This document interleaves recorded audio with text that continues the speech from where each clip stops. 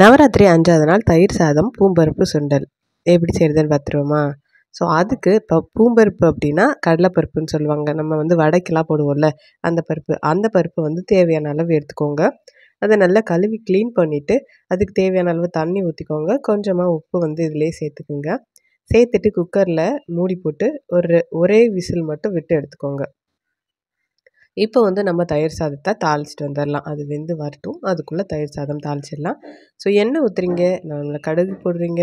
கடுகு வெடித்ததும் கருவேப்பிலை போடுறீங்க. 2 வரமிளகாய் அதில் கிள்ளி போடுறீங்க. அவ்வளோதான், நம்ம ரெடி பண்ணி வச்சுருக்க தயிர் அது கூட ஊற்றிடுங்க. நான் வந்து ஒரு பாக்கெட் வந்து ஊற்றுறேன், ஒரு 10 ரூபாய் பாக்கெட் தயிர் மட்டும் ஆட் பண்ணிக்கிறேன். ஊற்றிட்டு நல்லா மிக்ஸ் பண்ணி விட்டுருங்க.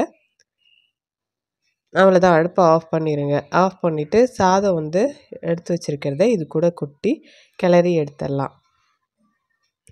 சாதம் வடித்த சாதத்தை இது கூட ஆட் பண்ணிக்கிறேன். ஆட் பண்ணிட்டு இதுக்கு தேவையான அளவு உப்பு வந்து போட்டுக்கலாம்.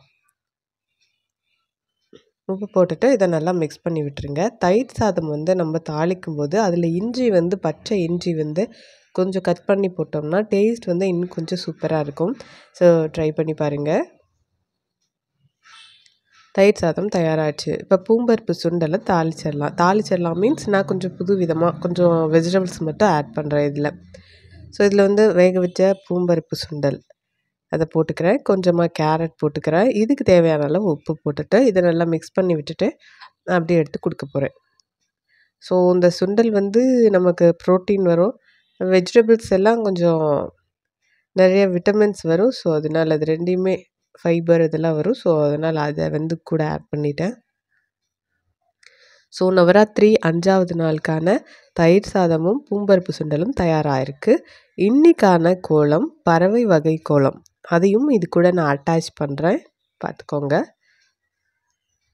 தேங்க்யூ.